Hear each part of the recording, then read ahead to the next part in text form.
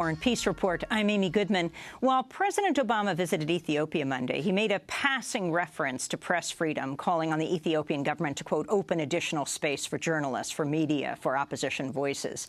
Well, the Committee to Protect Journalists has described Ethiopia as one of the leading jailers of journalists on the continent. At least 11 journalists and bloggers are currently in prison. 6 others were released just before Obama's visit. Today, we turn to the remarkable story of 2 Swedish journalists who traveled to Ethiopia in 2011 to report on the actions of the Swedish oil company Lundin Oil in the Ogaden region, where there's been a fight for independence since the 70s. Lundin Oil is well known in Sweden, in part because one of its past board members is Carl Bildt, Sweden's former prime minister and foreign secretary. 5 days after crossing the border from Somalia to Ethiopia, the journalists, Martin Schibbye and Johan Persson, were shot and captured by the Ethiopian army. They ended up spending over a year in prison, which they chronicle in their book, 438 Days, How Our Quest to Expose the Dirty Oil Business in the Horn of Africa Got Us Tortured, Sentenced as Terrorists, and Put Away in Ethiopia's Most Infamous Prison. I had a chance to interview Martin Schibbye last year in Sweden at the Almedalen Political Festival in Visby, an island off of Sweden. I asked him to describe what happened to him. Well, the short version is I was jailed for doing my job as a journalist in a country where journalism is criminalized.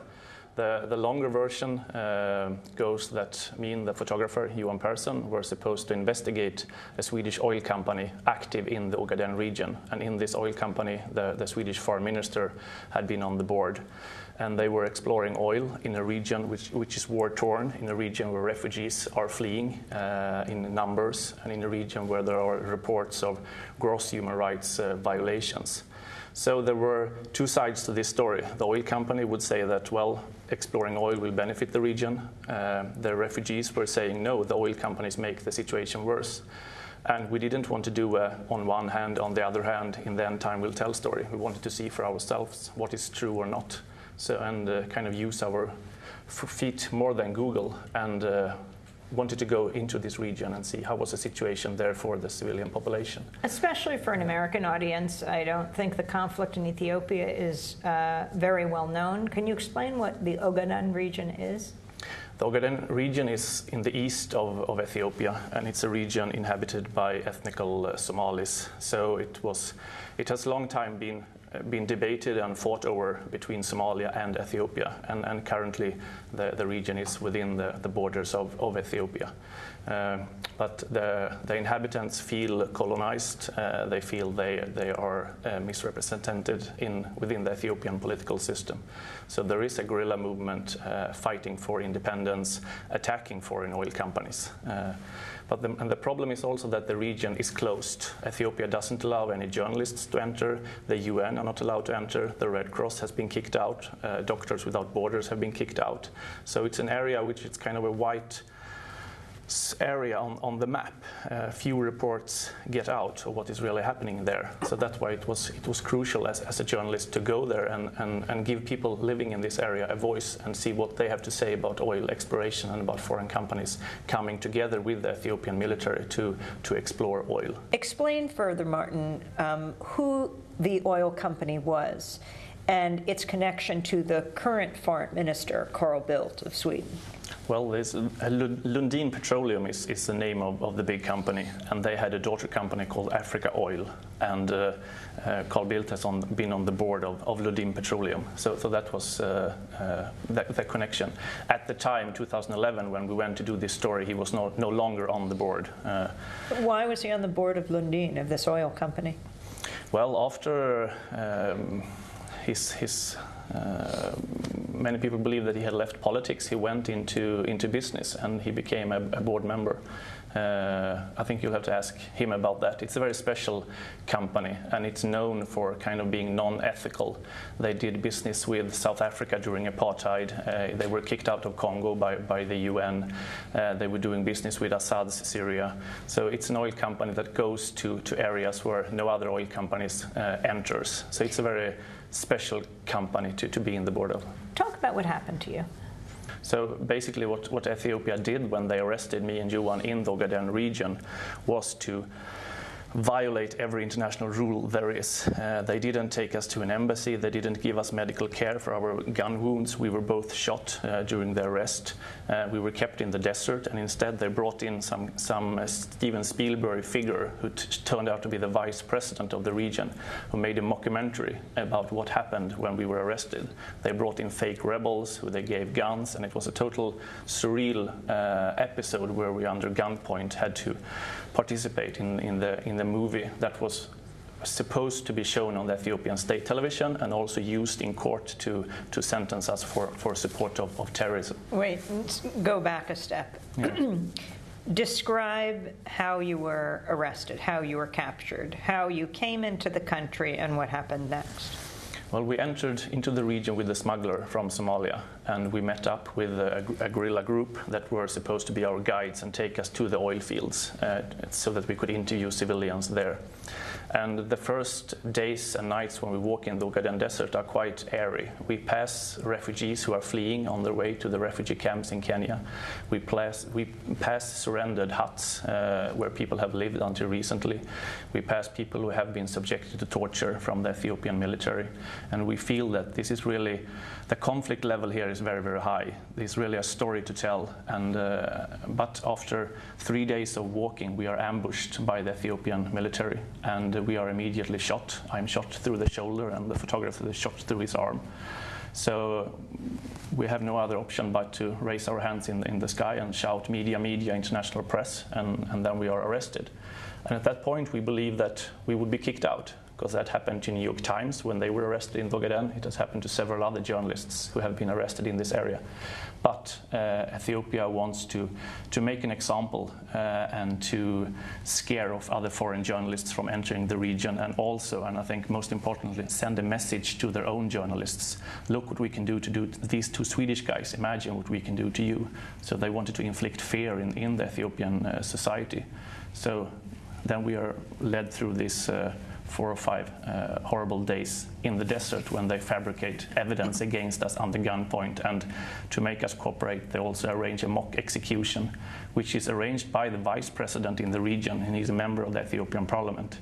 He arranges a mock execution where we are forced to walk towards the horizon, and there is a firing squad behind us, and I'm told to stop, to turn around, and he says, this is your last chance. Admit that you are cooperating with the terrorists or you will be shot.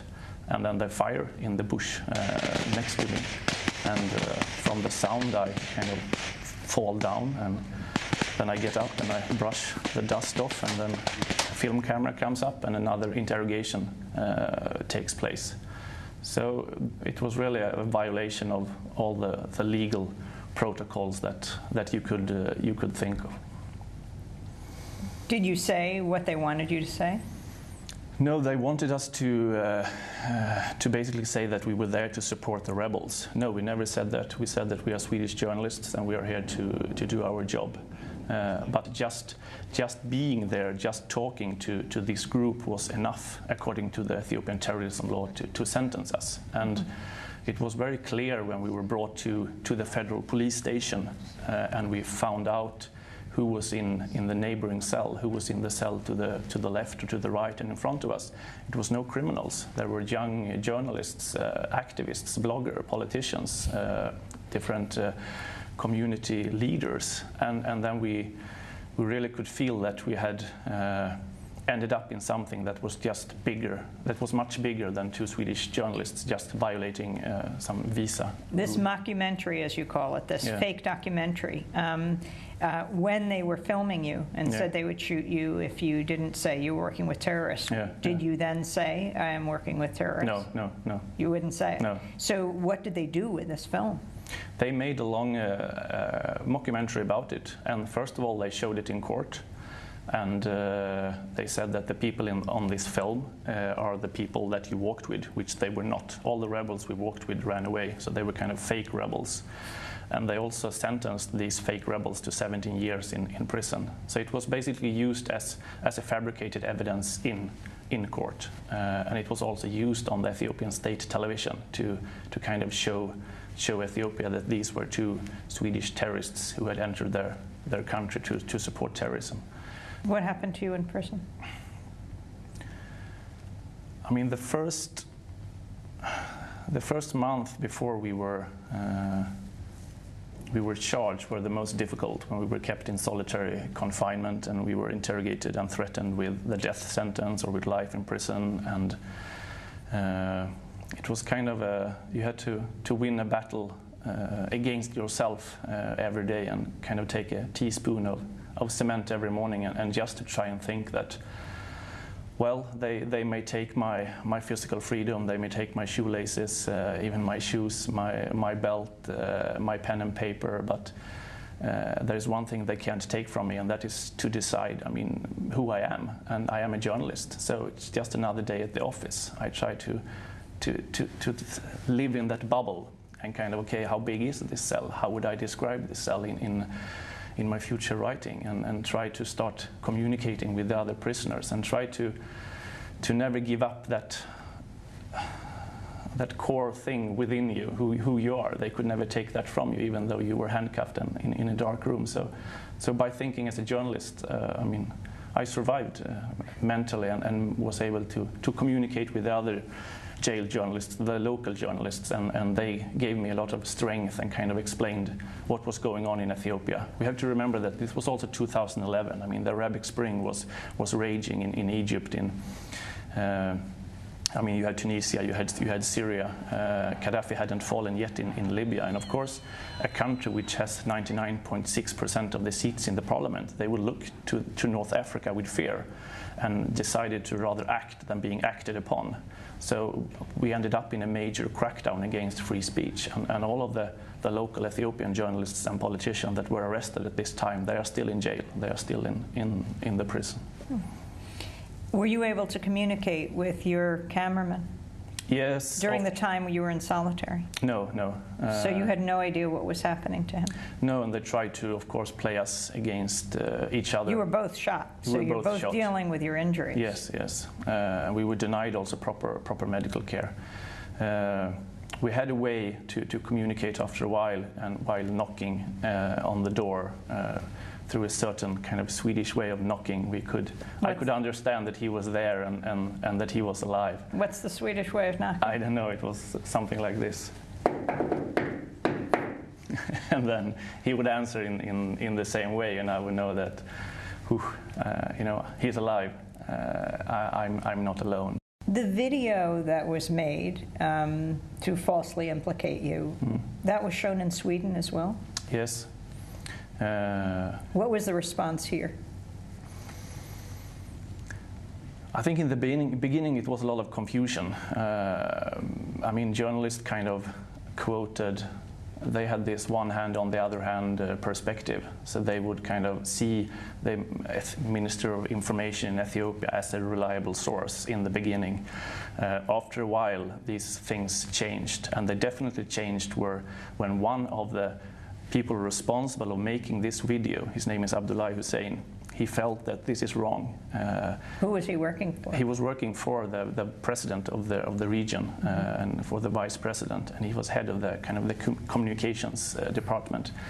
He decided to become a whistleblower.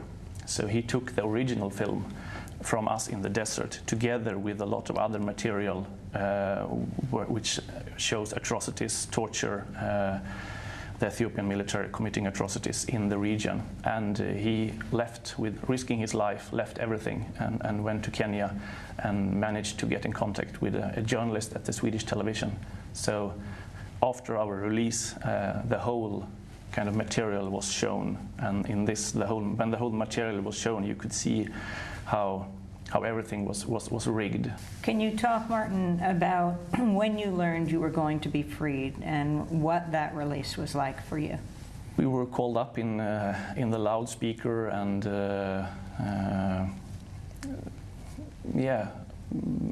Swedish ambassador was there to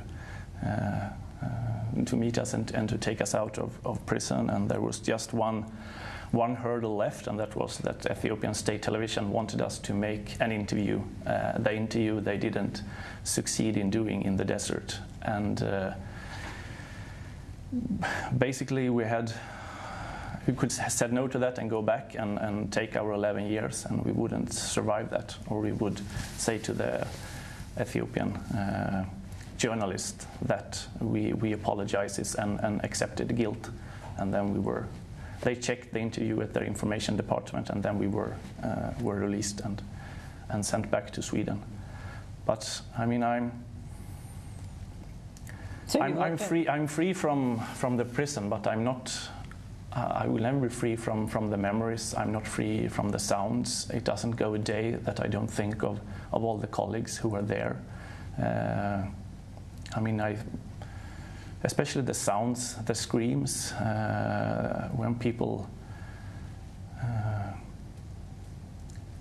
kind of the first screams you really remember, because those were always the worst, and then eventually the abused prisoner was always silent, but the first scream before the first stroke hit, those screams you never forget, and those will haunt me for the rest of my life and be part of me. But it also, I think also this experience makes me a better journalist. I mean, usually you go and you do a story and then you go to a hotel and you take a beer and that's it. Now we went and we did a story which was supposed to be about oil, but it turned out to be about ink, about press freedom, and we slept on the concrete floor in a prison with 8,000 inmates, and we didn't go home the next day. We stayed and we stayed and we stayed and we stayed for 438 days, and of course we were always somehow tourists in that environment. We had our embassy, we had our Swedish passports, but still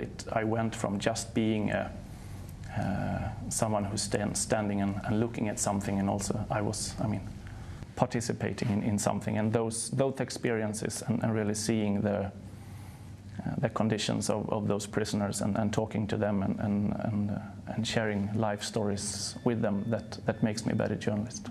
And here at Almedalen, we have passed the Foreign Minister Carl Bildt several times, just walking down the street. Since you were freed, have you spent time with the Foreign Minister? I met him briefly, and we have been. Our message to him has been to learn the name of the jailed that are still in the Kaliti prison, and to work for their release. I mean, especially Reutalemo, Wubshetai, Skindenega, and many others colleagues who are still there. We have been encouraging him to raise that issue. And they were doing what as journalists? What were they investigating? Their crime is just writing about their reality. It doesn't take an investigative report to get you in jail in Ethiopia. It just takes some criticism of the government. And especially one of them, Reutalemo, she's suffering from cancer in one of her breasts in the prison. And I remember at one point I was able to read a small note that she sent us, and she wrote that her name was Reutalemo. She wrote why she became a journalist, that she wanted to write about the injustice she saw in Ethiopia, and that decision had led her to prison. And she said that, please, Martin, if you are released before me, tell the world I'm a journalist, I'm not a terrorist. And I mean, doing that is kind of the only way to live with this experience. I mean, to try and put the searchlight on that prison and on Ethiopia and on the colleagues that are still there and still suffering just for doing their job. I mean, their only crime is courage, and I'm proud that there are such colleagues in the world who's prepared to pay the highest price for this profession. Swedish journalist Martin Schibbye. He and Johan Persson wrote about their jailing in Ethiopia in the book titled 438 Days, How Our Quest to Expose the Dirty Oil Business in the Horn of Africa Got Us Tortured, Sentenced as Terrorists, and Put Away in Ethiopia's most famous prison. I interviewed Martin last year in Sweden.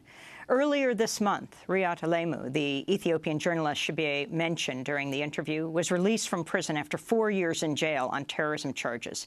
In an interview with the New York Times, she said about the Ethiopian government, quote, "They just want to pretend in front of Obama and the international community that they're democratic and trying to improve human rights conditions." Special thanks to Cassandra Lazaire and John Hamilton. This is Democracy Now! When we come back, the ousted president of Honduras, Manuel Zelaya. Stay with us. Ancient mathematics, they forgot you're the land of the pharaohs. Plus you birthed us all, nobody can deny.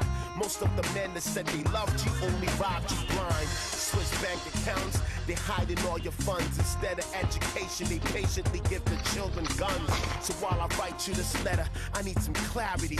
People think that Africa's synonymous to charity. All the while